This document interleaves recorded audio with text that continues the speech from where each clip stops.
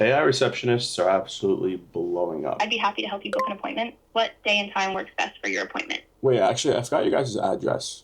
What's your? In this video, we're going to be building an AI receptionist that books appointments, checks appointments, answers questions, transfers calls for a dentist clinic. This AI receptionist in particular is going to be for my local dentist. Using Retail AI, I'm going to show you guys how to set up the AI receptionist, scrape the website, and set up the appointment booking functions and a few other settings. My name's Anthony. I've been building AI receptionists for about 3 months. And the timing of this video is perfect because last week I had a meeting with Retail AI's enterprise team, which included their senior software developers, and they gave me tips and tricks on what the best settings are, a most optimal way to set up an AI receptionist to actually get the maximum performance out of one. All right, so without further ado, let's get into it. All right, so we're going to keep this guide simple, to the point, effective, meaning no bullshit. So let's head into the top right. We're going to create a voice agent. We're going to be doing a single prompt agent, and we're going to start from blank. All right, now our agent dashboard is loaded up. First thing we're going to do is we're going to name our agent. So my local, I told you guys we were making this for my local dentist clinic. That's Plaza Dental. I actually go to them. It's good. And we'll head down. We're going to use GPT 4.1. We're going to use SEMO. That is the voice that Retail's software engineers recommend. But they do recommend, if you're using a female voice, go into settings, lower voice temperature to 0.9. All right, next we have to take care of the prompt. Now, since I've been building AI receptionists for about 3 months, I already have a solid prompt nailed. So I'm going to head back into my agents. I'm going to go over to my fully loaded agent appointment setter, and I'm going to copy this prompt over and bring it to our new agent. And there we go. We'll go over this prompt real quick. If you want the prompt, join my school group in the, a link will be in the description. It's a small group. Once you get in, just shoot a message in the group and I'll send the prompt over to you so you can copy and paste it into your own Retail account. But to go over it real quick, first we have role, then we have general rules, and then under general rules we have knowledge base. Those are the 3 core sections that you need. That needs to start your prompt no matter what. Under that, since we're doing appointment booking, we're going to have our appointment booking section where we have things like when to call the tools, when to call the functions, which are up here. We'll get into that in a moment. Okay, so looking at the appointment booking section real quick, we kind of just have an example of how the dialogue should go. So the agent should ask what day and time works best for your appointment.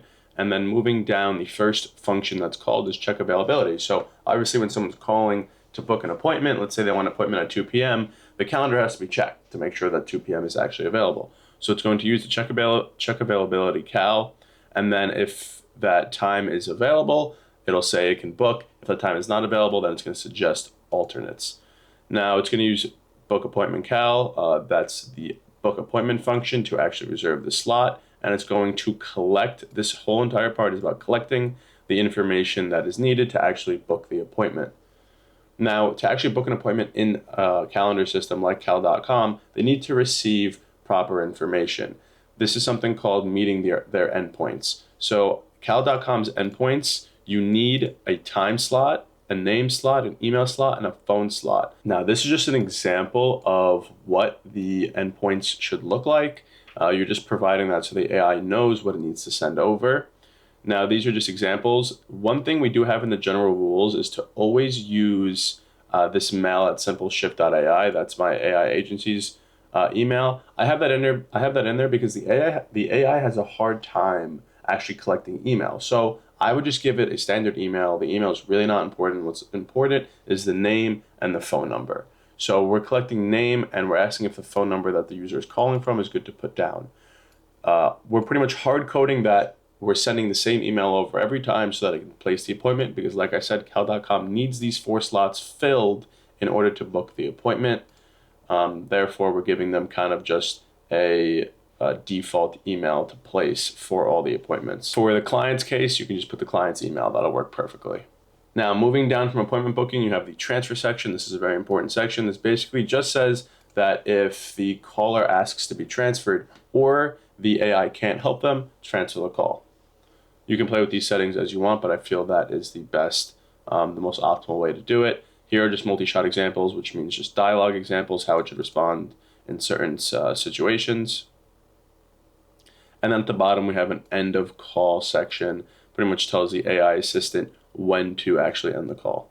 This prompt is solid. It's been tested over 200 times. It's in markdown format, which retail says is ideal for LLMs to actually understand. It really doesn't get more optimal than this. So like I said, join my school group. It's free. Again, I'll say it for the 10th time. You are a liar! And just shoot a message in there and I'll send this prompt over to you.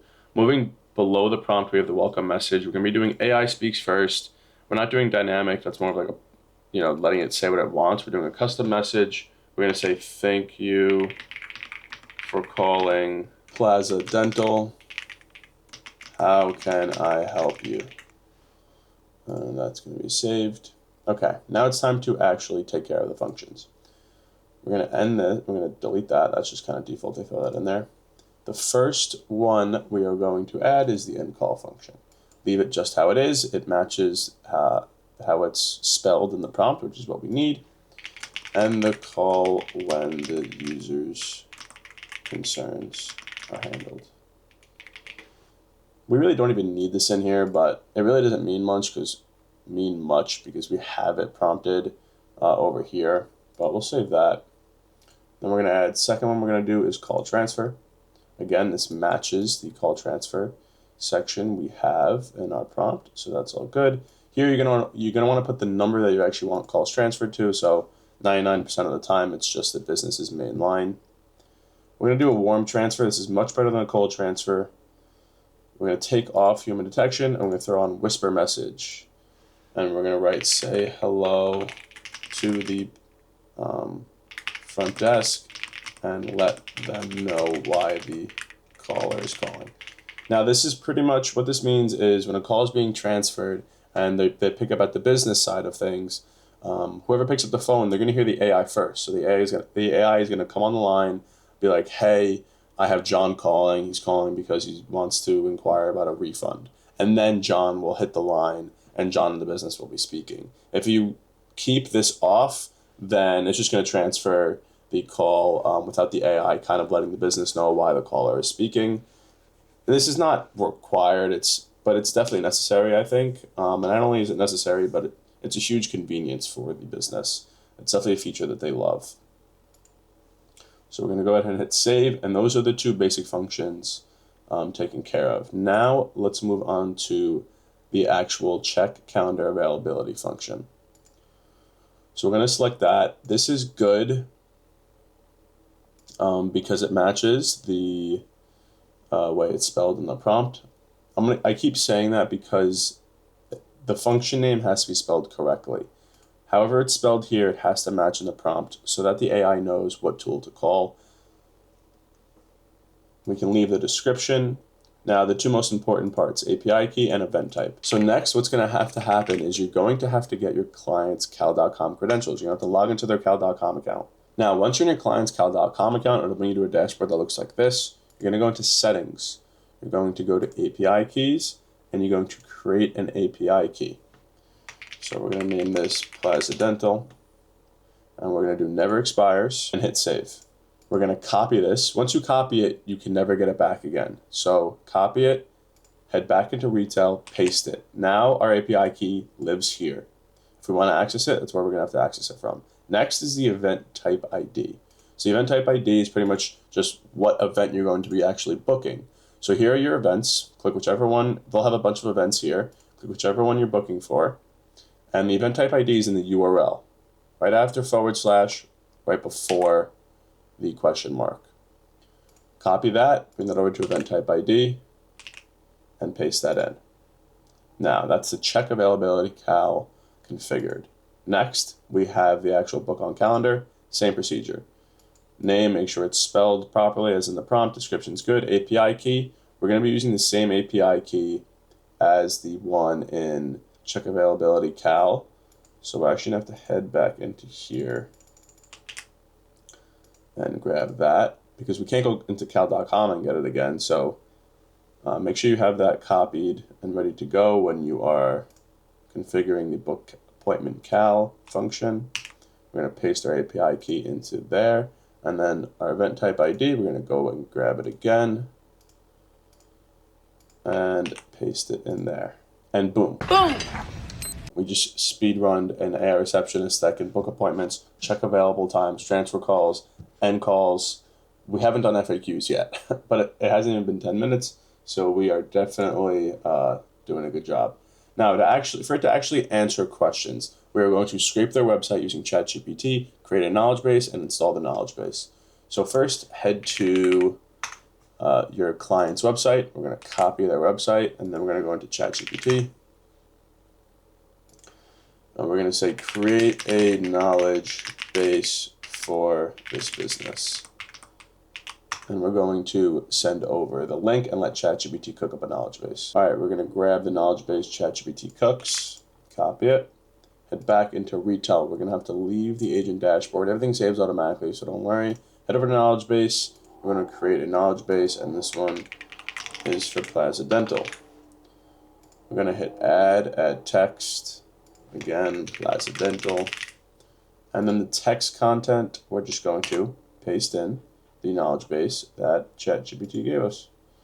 And hit save, head back into agents, head back into the current agent we're working on, and we're going to head over to knowledge base, and we're going to add that Plaza Dental knowledge base. There, boom. Now, this AI receptionist can book appointments, check available times, transfer calls, and answer FAQs. All you have to do is attach a number, and this thing is live, ready to go. But we're gonna go up, over, and I forget what the actual saying is, but above and beyond. Yeah. To infinity and beyond! Fucking losing my speech here. Now, all of these settings I walked through with the retail team, and we handpicked, or honestly, they handpicked, and just told me for each and every setting what is most optimal. Background sound. Completely preference. I love it. I think it makes it sound so much realistic. It's very subtle noise that'll be playing in the background of your AI receptionist while it's on the phone with somebody. It makes it feel much more lifelike. Responsiveness, they recommend 0.9. Interruption sensitivity, they recommend 0.5. If you have any questions on these, because I'm just going to run through them. If you have any questions on these, again, ask me in the school group. You guys can ask me questions in there whenever you want, and I will get back to you within 12 hours. Enable back channeling off, enable speech normalization on, and then add pronunciation. If you're setting this up for a dental clinic and the doctor's name is like hard to pronounce, just plug it in here. The doctor at Plaza Dental, his name is Dr. Paul, so I have nothing to plug in. But let's say his name was Dr. Schwarzenberger.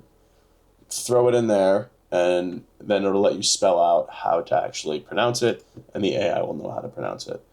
This one's huge. Denoising, whatever. Remove noise and background speech. That function speaks for itself. Now, I originally had optimized for speed when I was going over my settings with retail, but they say optimize for accuracy. The latency is basically nothing, and the accuracy is important. So I'm going to listen to them. Everything else here is good to stay.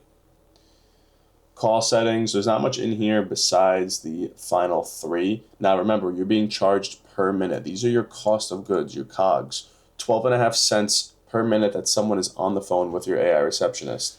An average call at a business is about 3 minutes. So that is just under like 40 cents per call on average that you will be charged. Anyway, point of these is to reduce your cost of goods. End call on silence. If there's more than 5 minutes worth of silence, the call will end. Max call duration, as I just described. If a situation like that happens, you don't want the call to just go on for an hour. It's going to cost you a lot. 10 minutes, and then ring duration. This is how long the phone will ring when it's trying to transfer to somebody. I give it about 20 seconds. Post-call analysis. This is if you're trying to extract certain data. We're going to leave this empty because we're not connecting this to an external form.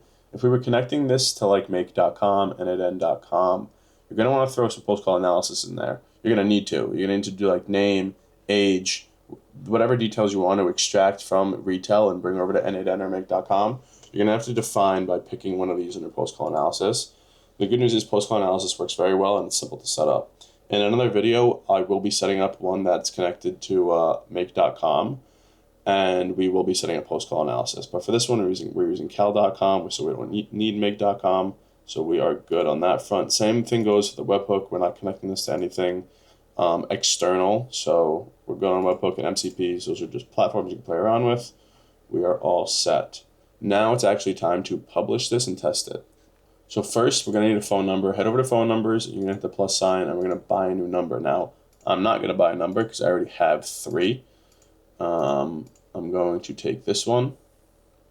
But once you buy a new number, it should land in there. Head back into your agent. Once it's bought, go to publish. We're doing inbound, of course. And we're going to be doing the number that you just purchased, the number that I already have stored, and publish that. Boom, agent's live. No problem. Can I get your first name to complete the booking? Anthony. One more thing I forgot to clean up. The alternative for time zone is Los Angeles. I'm not in LA. So we're going to have to change that to New York. And same thing for check availability.